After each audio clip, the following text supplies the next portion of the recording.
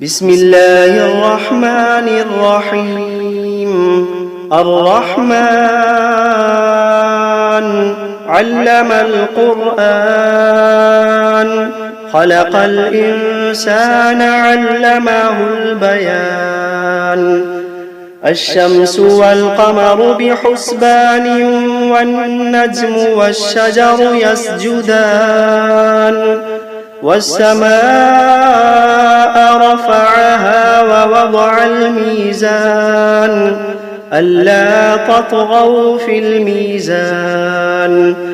وأقيموا الوزن بالقسط ولا تخسروا الميزان. والأرض وضعها للأنام، فيها فاكهة والنخل ذات الأكمام. والحب ذو العصف والريحان، فبأي آلاء ربكما تكذبان. خلق الإنسان من صلصال كالفخار، وخلق الجان من مارج من نار. فبأي آلاء ربكما تكذبان. رب المشرقين ورب المغربين، فبأي آلاء ربكما تكذبان. مرج البحرين يلتقيان، بينهما برزخ لا يبغيان. فبأي آلاء ربكما تكذبان. يخرج منهما اللؤلؤ والمرجان، فبأي آلاء ربكما تكذبان. وله الجوار المنشآت في البحر كالأعلام، فبأي آلاء ربكما تكذبان. كل من عليها فان، ويبقى وجه ربك ذو الجلال والإكرام. فبأي آلاء ربكما تكذبان. يسأله من في السماوات والأرض كل يوم هو في شأن. فبأي آلاء ربكما تكذبان. سنفرغ لكم أيها الثقلان، فبأي آلاء ربكما تكذبان. يا معشر الجن والإنس إن استطعتم أن تنفذوا من أقطار السماوات والأرض فانفذوا، لا تنفذون إلا بسلطان. فبأي آلاء ربكما تكذبان. يرسل عليكما شواظ من نار ونحاس فلا تنتصران. فبأي آلاء ربكما تكذبان. فإذا انشقت السماء فكانت وردة كالدهان. فبأي آلاء ربكما تكذبان. فيومئذ لا يسأل عن ذنبه إنس ولا جان. فبأي آلاء ربكما تكذبان. يعرف المجرمون بسيماهم فيؤخذ بالنواصي والأقدام. فبأي آلاء ربكما تكذبان. هذه جهنم التي يكذب بها المجرمون يطوفون بينها وبين حميم آن فبأي آلاء ربكما تكذبان ولمن خاف مقام ربه جنتان فبأي آلاء ربكما تكذبان ذواتا أفنان فبأي آلاء ربكما تكذبان فيهما عينان تجريان فبأي آلاء ربكما تكذبان فيهما من كل فاكهة زوجان فبأي آلاء ربكما تكذبان متكئين على فرش بطائنها من استبرق وجنى الجنتين دان فبأي آلاء ربكما تكذبان فيهن قاصرات الطرف لم يطمثهن إنس قبلهم ولا جان فبأي آلاء ربكما تكذبان كأنهن الياقوت والمرجان فبأي آلاء ربكما تكذبان هل جزاء الإحسان إلا الإحسان فبأي آلاء ربكما تكذبان ومن دونهما جنتان فبأي آلاء ربكما تكذبان مدهامتان فبأي آلاء ربكما تكذبان فيهما عينان نضاختان فبأي آلاء ربكما تكذبان فيهما فاكهة ونخل ورمان فبأي آلاء ربكما تكذبان فيهن خيرات حسان فبأي آلاء ربكما تكذبان حور مقصورات في الخيام فبأي آلاء ربكما تكذبان لم يطمثهن إنس قبلهم ولا جان فبأي آلاء ربكما تكذبان متكئين على رفرف خضر وعبقري حسان فبأي آلاء ربكما تكذبان تبارك اسم ربك ذي الجلال والإكرام بسم الله الرحمن الرحيم تبارك الذي بيده الملك وهو على كل شيء قدير الذي خلق الموت والحياة ليبلوكم أيكم أحسن عملا وهو العزيز الغفور الذي خلق 7 سماوات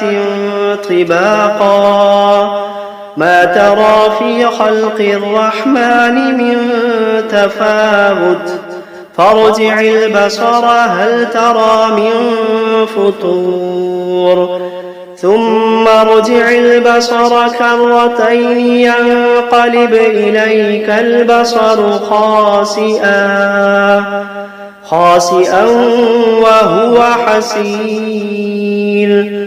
ولقد زينا السماء الدنيا بمصابيح وجعلناها رجوما للشياطين وأعتدنا لهم عذاب السعير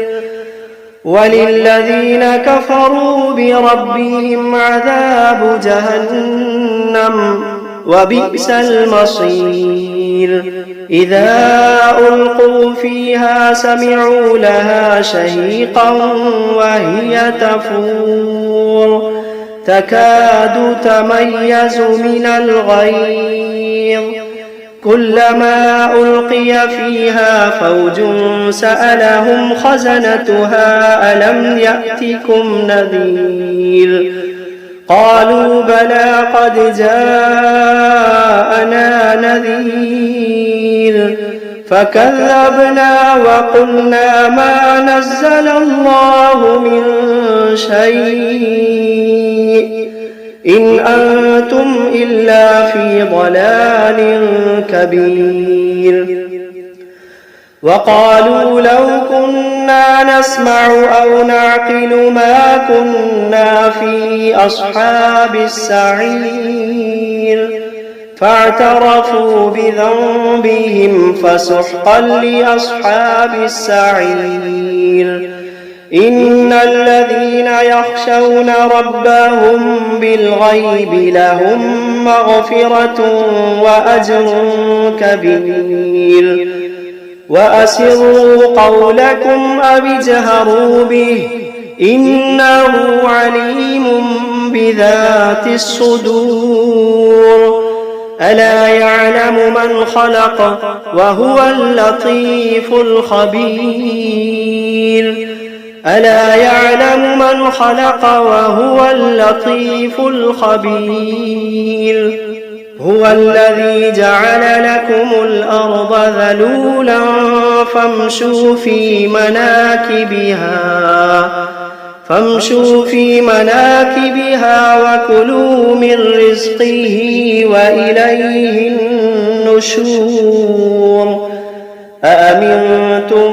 من في السماء أن يخسف بكم الأرض فإذا هي تمور أم أمنتم من في السماء أن يرسل عليكم حاصبا فستعلمون كيف نذير ولقد كذب الذين من قبلهم فكيف كان نكير أولم يروا إلى الطير فوقهم صافات ويقبضن ما يمسكوهن إلا الرحمن إنه بكل شيء بصير أمن هذا الذي هو جند لكم ينصركم من دون الرحمن إن الكافرون إلا في غرور أمن هذا الذي يرزقكم إن أمسك رزقه بل لجوا في عتب ونفور أفمن يمشي مكبا على وجهه أهدى أمن يمشي سويا على صراط مستقيم قل هو الذي أنشأكم وجعل لكم السمع والأبصار والأفئدة قليلا ما تشكرون قل هو الذي ذرأكم في الأرض وإليه تحشرون ويقولون متى هذا الوعد إن كنتم صادقين قل إنما العلم عند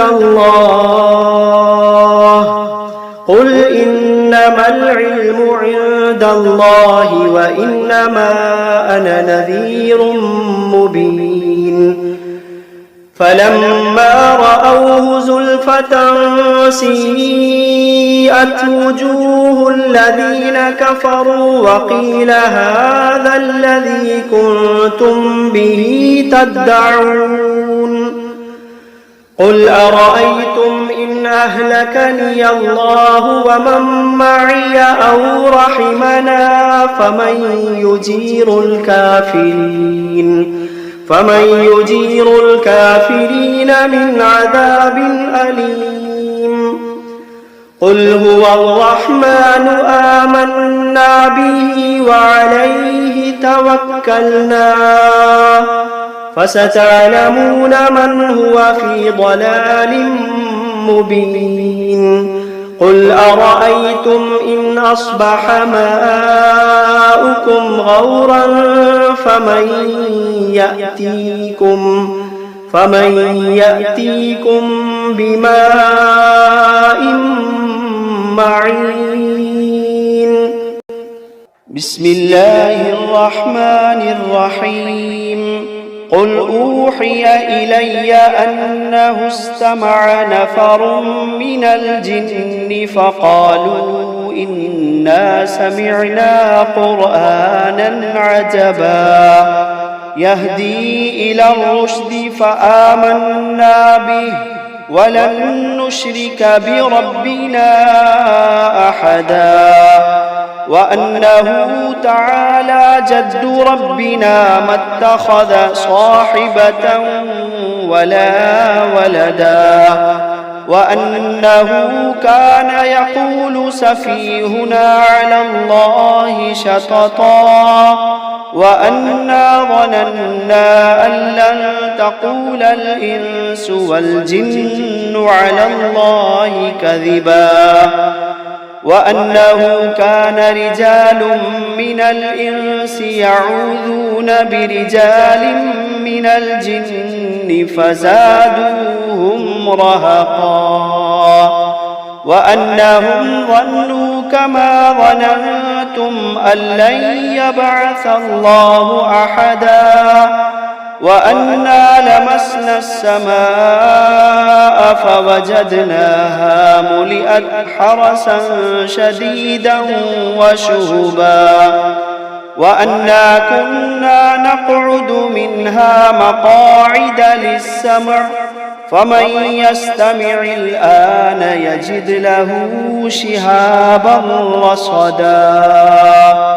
وأنا لا ندري أشر أريد بمن في الأرض أم أراد بهم ربهم رشدا وأنا منا الصالحون ومنا دون ذلك كنا طرائق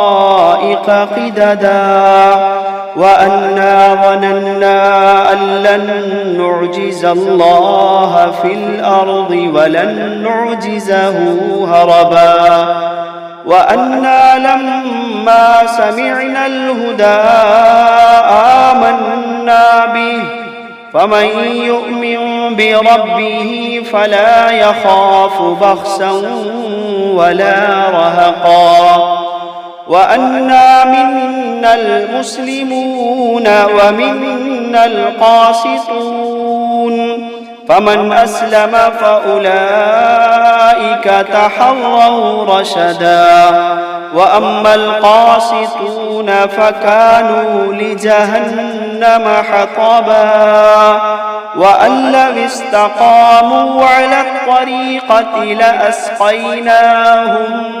ماء غدقا لنفتنهم فيه ومن يعرض عن ذكر ربه يسلكه عذابا صعدا وأن المساجد لله فلا تدعوا مع الله أحدا وأنه لما قام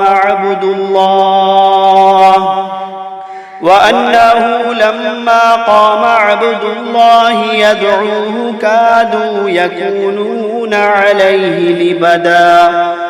قل إنما أدعو ربي ولا أشرك به أحدا قل إني لا أملك لكم ضرا ولا رشدا قل إني لا أملك لكم ضرا ولا رشدا قل إني لن يجيرني من الله أحد قل إني لن يجيرني من الله أحد ولن أجد من دونه ملتحدا إلا بلاغا من الله ورسالاته ومن